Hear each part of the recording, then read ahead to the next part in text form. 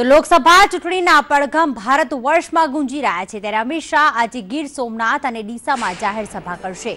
શાહની જાહેર સભા અને રોડ શોની જો વાત કરીએ તો કોડીનારમાં સવારે 11:30 કલાકે જાહેર સભા કરશે, જેમાં મનસુખ માંડવિયા હાજર રહેશે। ત્યારબાદ બપોરે 2:50 ડીસામાં એક રોડ શો કરી લોકસંપર્ક કરશે અને બપોરે 3:10 જાહેર સભા પણ તેઓ કરશે અને ત્યાં જીતુ વાઘાણી પણ ઉપસ્થિત રહેશે।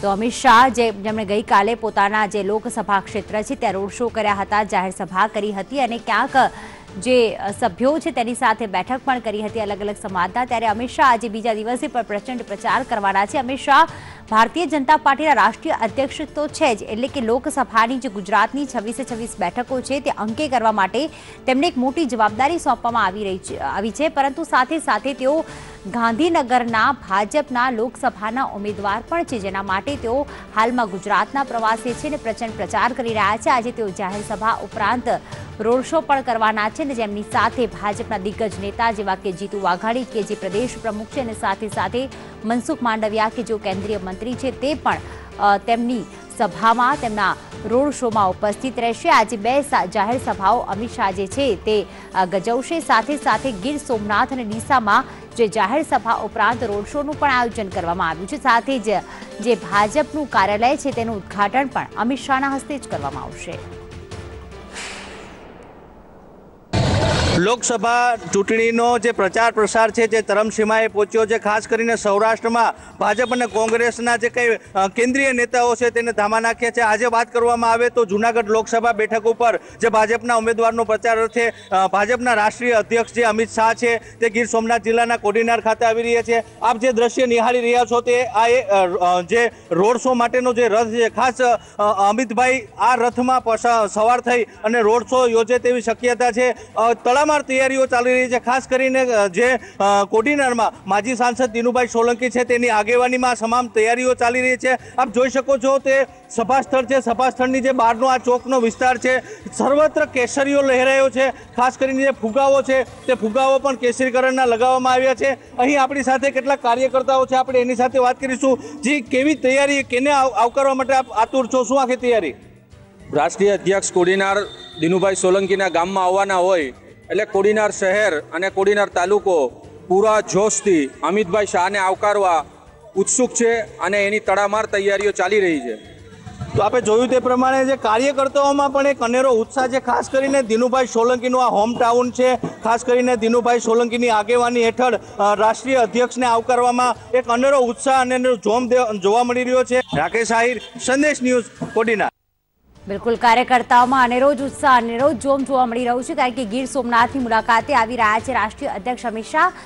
ભારતીય જનતા પાર્ટીના જે જૂનાગઢના ભાજપના ઉમેદવાર છે રાજેશ ચુડાસમા, કે જેમને ભારતીય જનતા પાર્ટીએ ફરી એક વખત રિપીટ કર્યા છે। ગઈ વખતે તેમની જીત થઈ હતી, ત્યારે ફરી એક વખત તેમને રિપીટ કર્યા છે અને તેમને જ સહકારમાં અમિત શાહ જે છે તે આજે પ્રચાર કરવાના છે ગીર સોમનાથ ખાતે।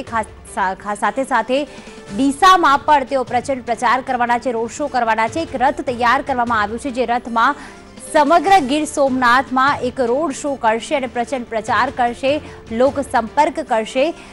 જો 2014ની લોકસભાની ચૂંટણીની વાત કરીએ તો 26 બેઠકો ભારતીય જનતા પાર્ટીએ અંકે કરી હતી અને જેમાં કહેવાય કે વડાપ્રધાન નરેન્દ્ર મોદી એટલે કે મોદી મેજિક, મોદીની લહેર તો હતી, પરંતુ સાથે સાથે અમિત શાહ કે જેને ભારતીય જનતા પાર્ટીના ચાણક્ય પણ કહેવામાં આવે છે, કે જેમની જે ચાણક્ય નીતિ હેઠળ ભારતીય જનતા પાર્ટીએ 2014ની લોકસભાની ચૂંટણીમાં ઉત્તર પ્રદેશની 80 બેઠકોમાંથી 71 બેઠકો કબજે કરી હતી, કે જ્યાં પહેલાથી જ બહુજન સમાજવાદી પાર્ટી અને સમાજવાદી પાર્ટી જે છે તેનું ખૂબ જ સારો એવો પ્રચાર હતો। તેમ છતાં અમિત શાહની ચાણક્ય નીતિ ઉત્તર પ્રદેશમાં કામ આવી અને સાથે સાથે હવે આ વખતે જ્યારે લોકસભાની ચૂંટણી યોજાનાર છે 2019માં 23મી એપ્રિલ તેનું મતદાન થનાર છે, ત્યારે ફરી એક વખત અમિત શાહ કે જેમને ભારતીય જનતા પાર્ટીના ચાણક્ય ગણવામાં આવે છે તેઓ ગુજરાતની મુલાકાતે છે। ગઈકાલે તેમણે પોતાના જે મત વિસ્તાર છે લોકસભાનો ત્યાં તો પ્રચાર કર્યો, પરંતુ હવે બીજા ઉમેદવારોના સમર્થનમાં પણ તેઓ ક્યાંક ભારતીય જનતા પાર્ટી વતી રોડ શો અને જાહેર સભાનું સંબોધન કરી રહ્યા છે। બિલકુલ, હિરેન રાવલ જોડાઈ ગયા છે મારા સંવાદદાતા વધુ અપડેટ સાથે। હિરેન, જણાવશો કે અમિત શાહે ગઈકાલે પોતાના મત વિસ્તારમાં તો રોડ શો કર્યો, બેઠકો કરી અને હવે ગીર સોમનાથ ખાતે, ડીસા ખાતે જાહેર સભા ત્યારે લોકોમાં કેવો ઉત્સાહ, શું રહેશે આજનો કાર્યક્રમ અમિત શાહનો?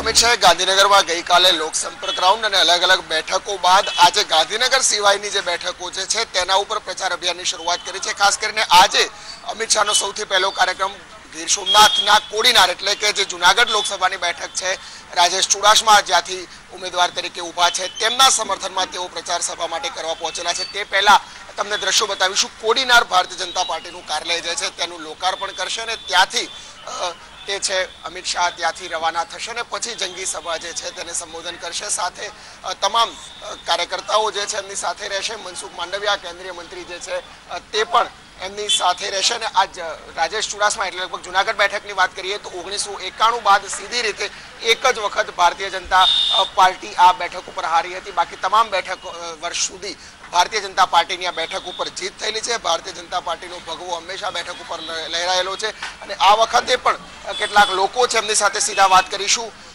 લોકસભાની ચૂંટણી છે, રાજેશભાઈ ઉમેદવાર છે, શું કહેશો? તમને શું લાગે છે? લોકસભાની ચૂંટણી છે, અમિતભાઈ અહીંયા આવી રહ્યા છે, કેવો ઉત્સાહ છે? બહુ ઉત્સાહ છે. બહુ આ માહોલનો ઉત્સાહ બહુ દેખાય છે ને બહુ તેજ, બહુ અતિશય બહુ ઉત્સાહ આવી ગયો છે પબ્લિકનો. ચોક્કસથી અન્ય કેટલાક કાર્યકર્તાઓ છે એમની સાથે પણ વાત કરીશું. અમિતભાઈ આવી રહ્યા છે, રાષ્ટ્રીય અધ્યક્ષ છે, કાર્યાલયનું ઉદઘાટન કરશે અને સભા છે. કેવા પ્રકારનું કાર્યક્રમ ને શું આયોજન? અત્યારે જે અમિત શાહ આવે છે, અમિતભાઈ, કાર્યકર્તાઓમાં ઉત્સાહ છે અને 2019ની અંદર ભારતીય જનતા પાર્ટીની જીત નિશ્ચિત છે.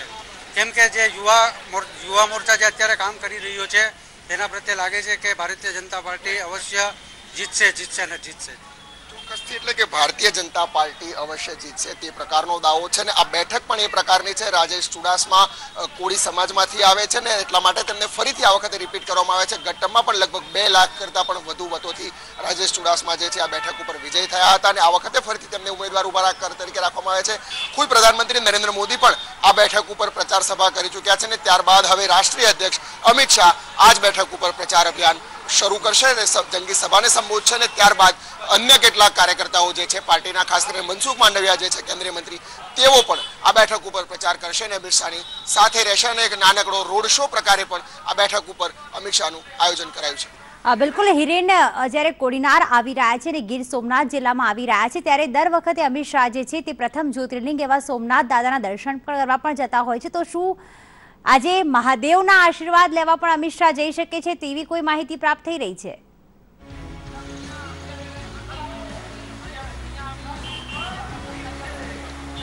જો અમિત શાહનો સત્તાવાર કાર્યક્રમમાં કોઈ પણ પ્રકારનું એવું શેડ્યુલ નથી, કારણ કે ચૂંટણી સભાઓ અહીંથી સીધું સભા પૂરી કર્યા બાદ તેમણે બનાસકાંઠા જવાનું છે અને બનાસકાંઠામાં પણ ત્યાં રોડ શો અને સભા છે એટલે લગભગ 3 વાગ્યા સુધી ત્યાં પહોંચવાનું છે. અહીંયાથી 1:30 વાગે કાર્યક્રમ પૂરો થશે એટલે એટલો બધો સમય પણ નહીં રહે. પરંતુ જે પ્રકારે સોમનાથ મંદિરની વાત છે તો સોમનાથ ભગવાન પ્રત્યે તેમને આસ્થા છે, સોમનાથ મંદિરના ટ્રસ્ટી પણ તેઓ છે, પરંતુ સીધી રીતે કોઈ આયોજન નથી જાય તેવી પણ શક્યતાઓ એક બાજુ દેખાઈ રહી છે. બિલકુલ, એટલે કે 2 જાહેર સભાઓ છે, કેટલીક બેઠકો છે, કાર્યાલયનું ઉદઘાટન છે. આભાર. વધુ અપડેટ માટે હિરેન આપના સંપર્કમાં રહીશું.